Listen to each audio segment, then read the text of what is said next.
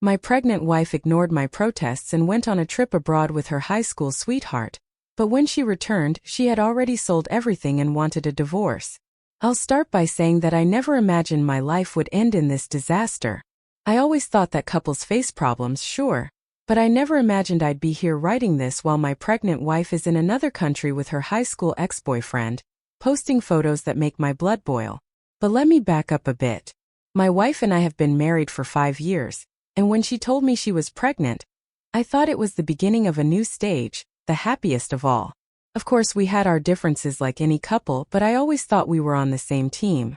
However, things started to change a few months ago. She started talking a lot about Felipe.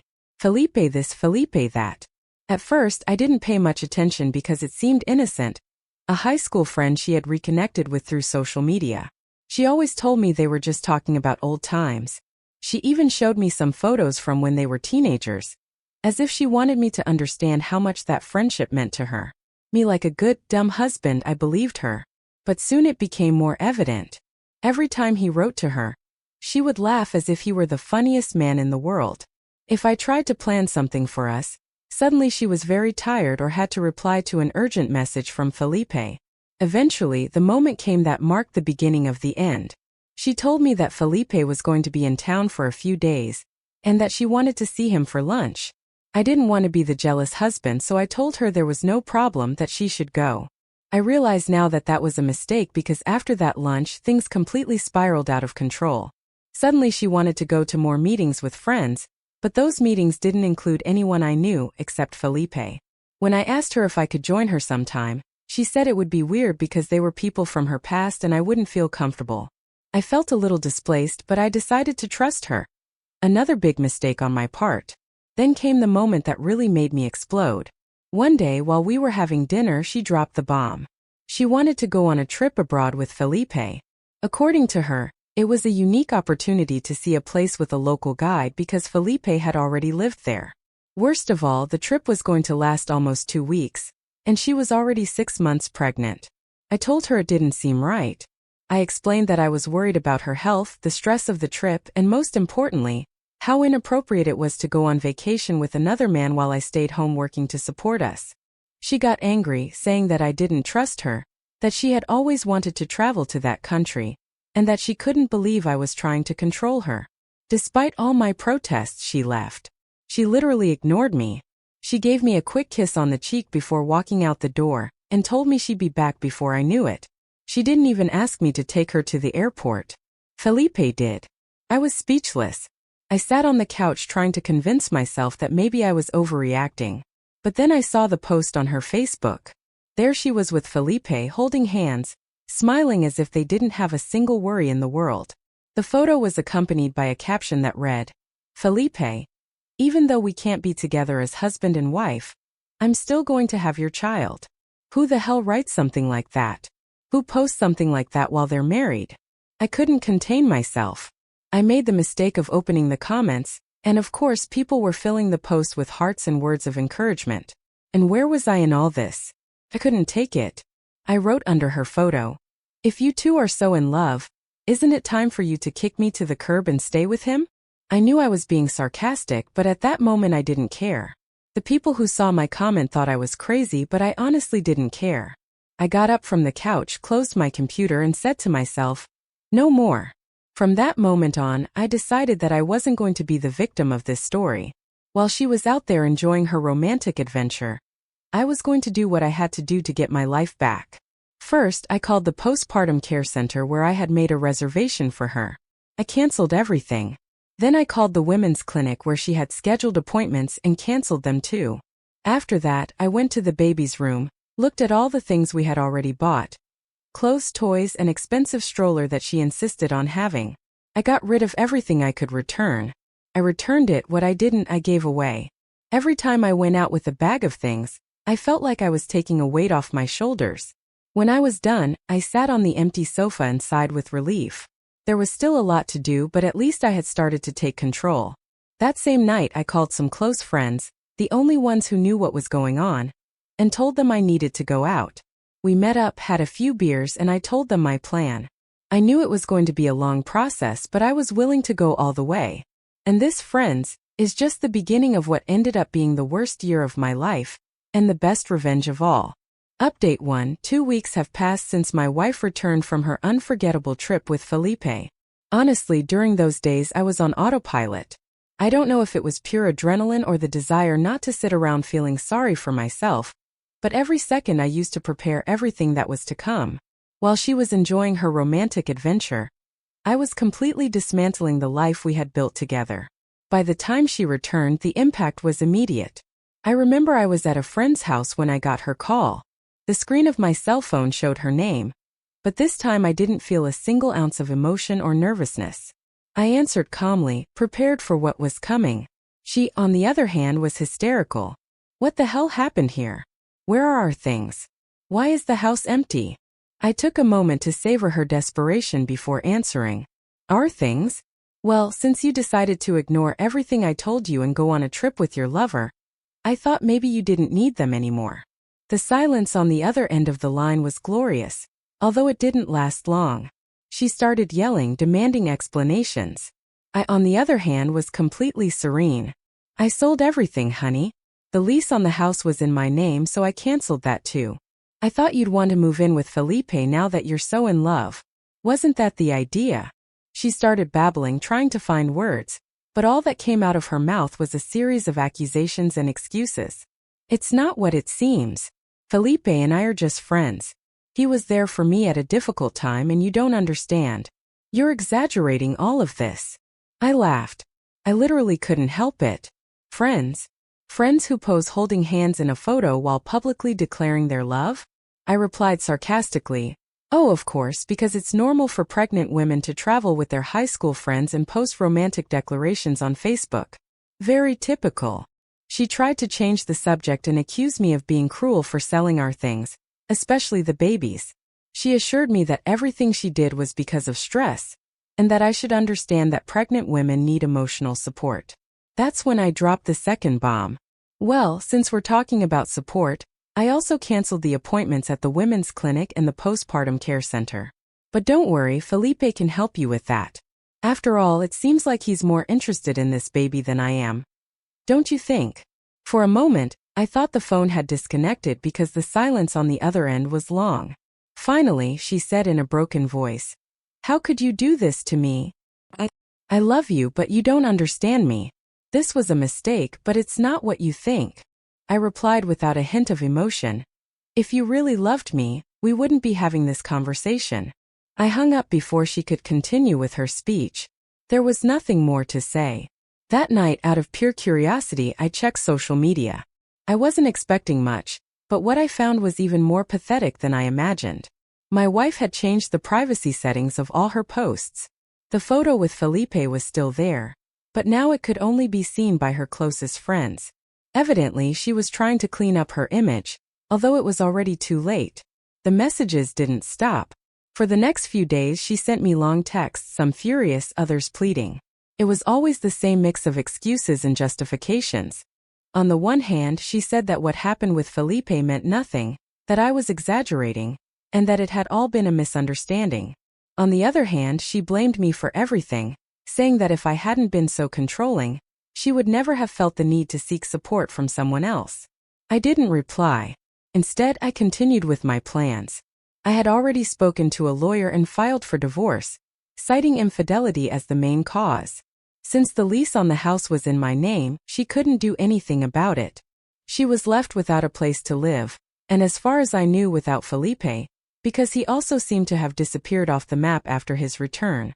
The last time I heard from her was when she sent me a message saying that she was sleeping at her parents' house, who were upset because she ruined a good marriage.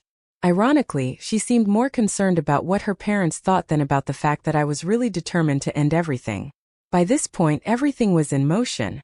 Things were going to get more complicated before they got better, but for the first time in weeks, I felt like I was in control of my life again. What she didn't know is that the worst for her was yet to come. Update 2. A month after all the initial drama, things seemed to stabilize a bit, at least on the surface. The house was empty, she was still living with her parents, and the divorce was progressing slowly. But what really occupied my mind was the feeling that I still didn't know the whole truth. Something didn't quite add up. It all started when I decided to check our joint bank accounts. I had avoided doing it before because, honestly, I didn't want to face the possibility of finding something worse than what I already knew. But that day, for some reason, something pushed me to do it.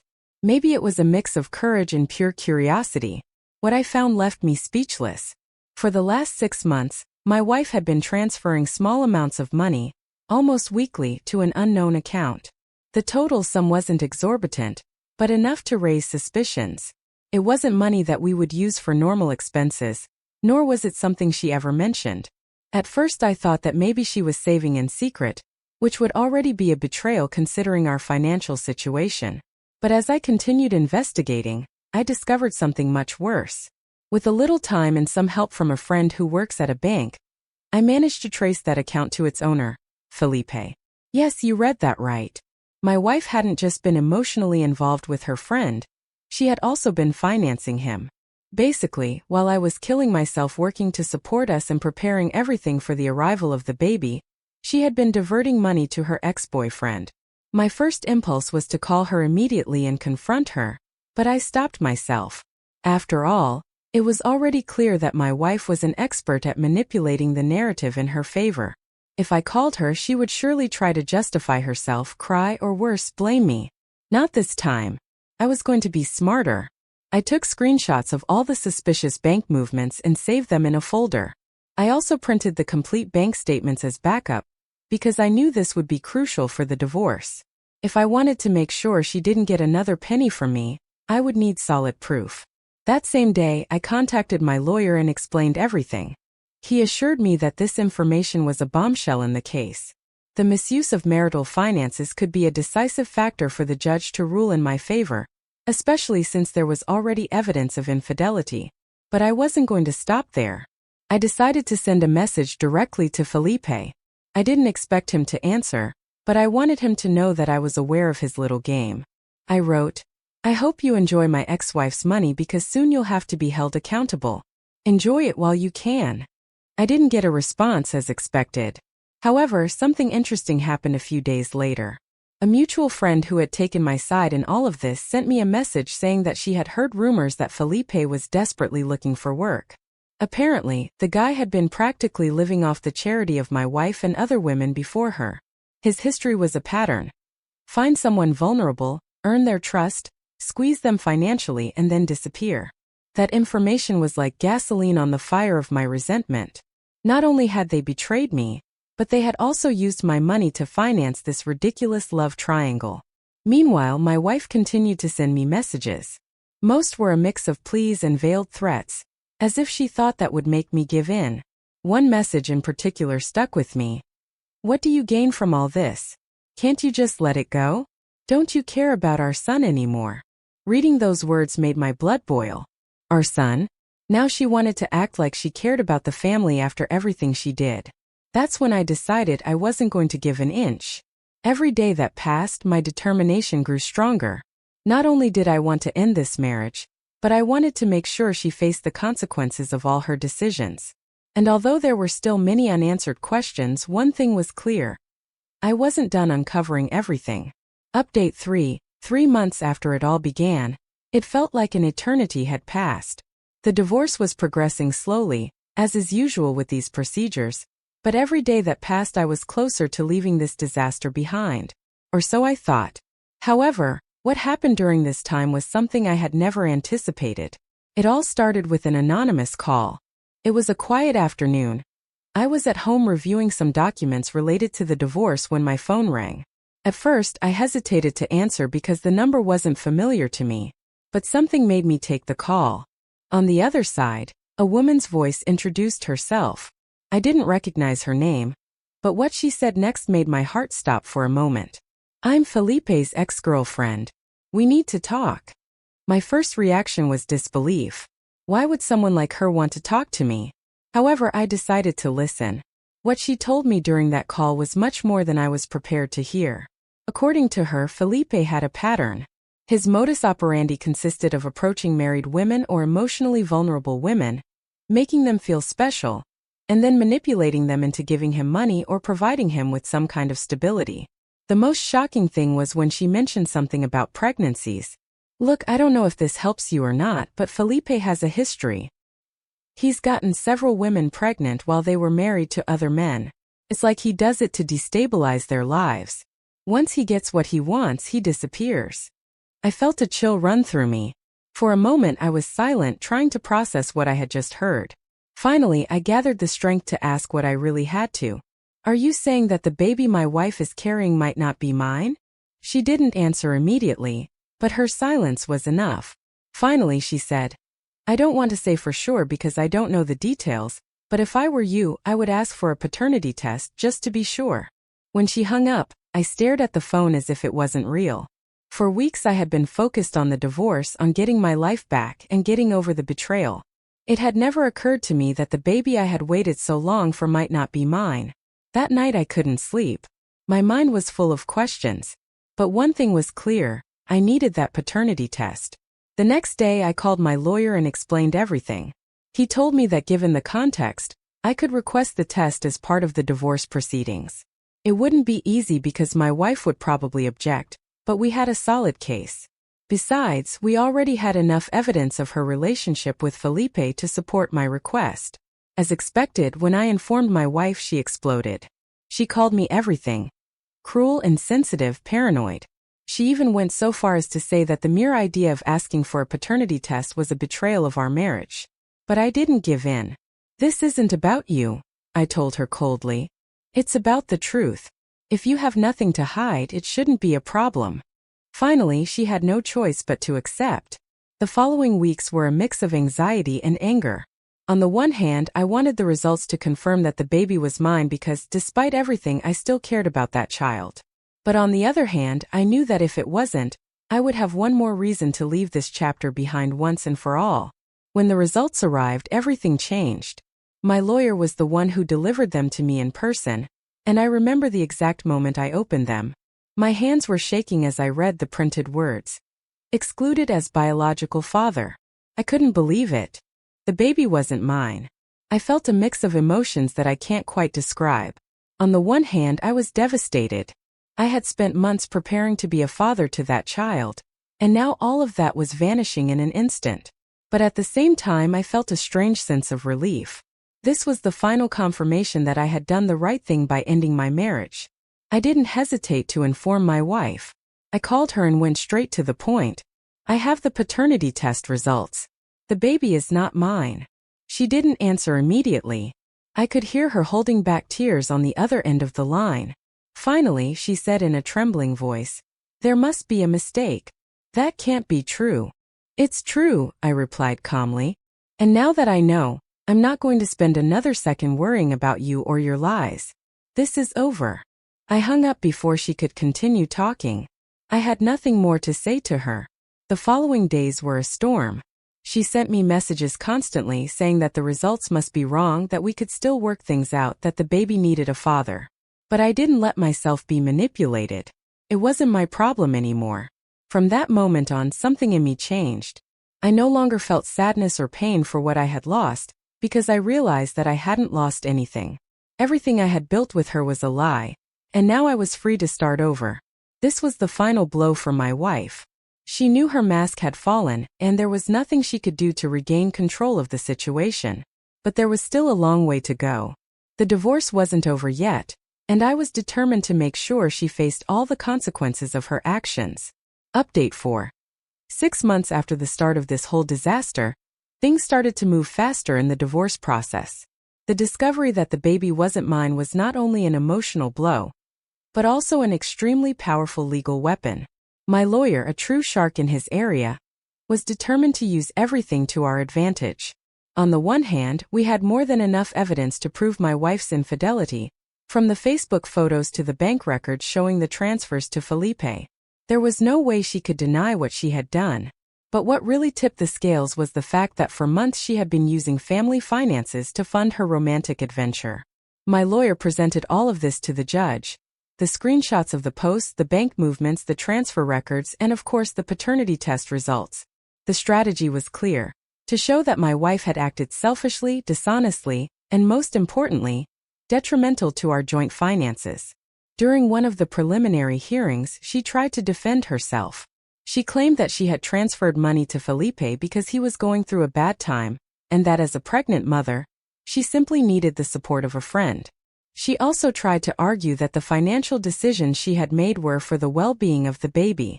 My lawyer didn't waste any time dismantling her arguments. He pointed out that she had diverted money without my knowledge, and that she had also spent it on unnecessary things while leaving me to cover all the essential expenses.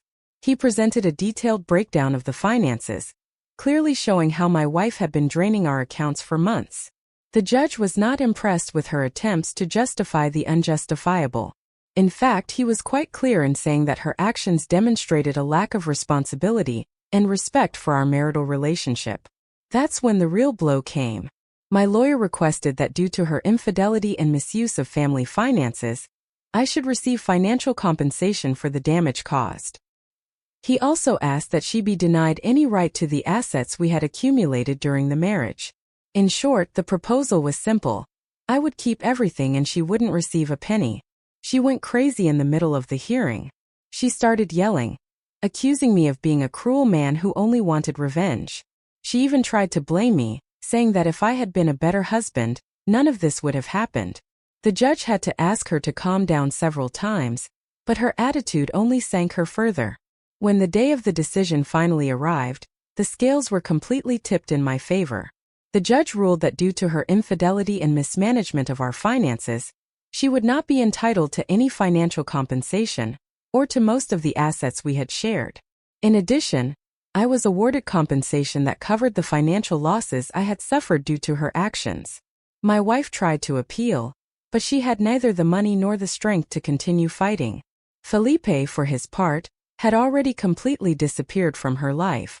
According to her own mother, he had stopped responding to messages and had apparently moved to another city. She was alone, pregnant, and facing the consequences of all her bad decisions. Meanwhile, I felt relieved and focused on rebuilding my stability. My friends, who were by my side throughout this process, couldn't believe how things had taken such a drastic turn in my favor. Not only had I managed to get out of a toxic situation, but I had also gotten justice. Now my ex was paying the full price for her betrayal. Final update. A year after my life fell apart and then was rebuilt, my ex-wife had received exactly what she deserved, and I had regained my stability. I had moved to a new city, gotten a new job, and even started dating someone who, for the first time in a long time, seemed to value who I am. Everything seemed to be at peace until I received an unexpected email that changed everything. The email came from an unknown address, but the subject line said something I couldn't ignore. Information about Felipe and the baby. I opened the message with a mix of curiosity and distrust. The text was short, but impactful. I know you think it's all over, but there's something else you need to know about Felipe and your ex-wife's baby. If you want answers, meet me at the Central Cafe tomorrow at 3 p.m. Signed, a friend. First, I thought it might be a joke or some kind of extortion trap, but something told me I should go. The curiosity was too strong. The next day I arrived at the cafe with low expectations but my guard up. I sat at a table by the window and waited. A few minutes passed before a woman approached. She was young, maybe in her early 20s, and seemed nervous. She introduced herself as Elena, an old friend of Felipe's. At first I didn't understand what she was doing there or what she wanted, but when she started talking, I felt the ground open up beneath me. Elena told me that Felipe wasn't just a manipulator and an opportunist, he was also a criminal. For years he had been involved in a network of scams related to babies. According to her, Felipe seduced married or stable women, gained their trust, and then convinced them that the baby they were expecting was his. This wasn't by accident.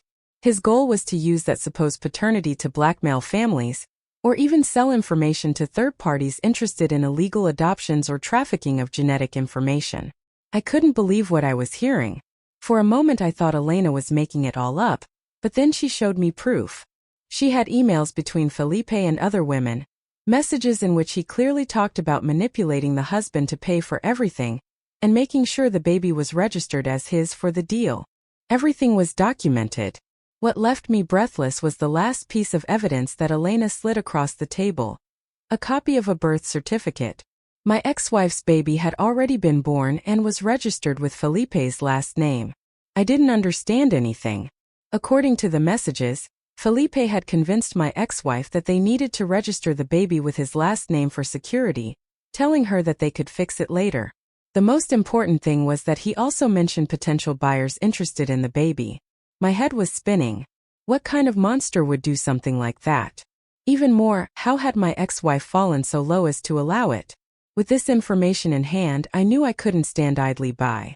Elena explained that she had decided to talk to me because she had also been a victim of Felipe in the past, but she had never had the courage to confront him. Now, seeing how far he had gone, she couldn't stay silent. The first thing I did was contact my lawyer and present him with everything Elena had given me. We immediately took it to the authorities. This was no longer just a personal matter. It was a legal and moral matter that had to be resolved. Within weeks, an investigation was opened. Felipe was tracked down to another city where he was trying to repeat his scheme with another woman. He was arrested, and during the interrogation, more chilling details came to light. Not only had he been manipulating women to get money from them, but he was also involved in a black market that sold genetic information and manipulated illegal adoptions. What I never expected was what happened next. My ex-wife was also arrested. Apparently, although initially manipulated by Felipe, she had reached a point where she knew exactly what was going on. Instead of stopping him or reporting him, she decided to go ahead with his plans, thinking that she could get some financial benefit. There was enough evidence that she was aware of the buyers, and that she had agreed to register the baby with Felipe's last name as part of the scheme. The case exploded in the media overnight. My ex-wife went from being a woman who made a mistake to being seen as an accomplice in a criminal operation. Her family, who at one point had tried to defend her, completely abandoned her. Felipe, of course, betrayed her to reduce his own sentence, and her whole castle of lies came crashing down. The baby, fortunately, was placed in the custody of social services, and was eventually adopted by a family that could really take care of him. Despite everything, I was relieved that the child didn't have to carry the burden of his parents' actions. And so, a year after it all began, the story finally came to an end. I never imagined the truth would be so dark, but now I know that escaping that marriage not only saved my life, it probably also saved the baby's.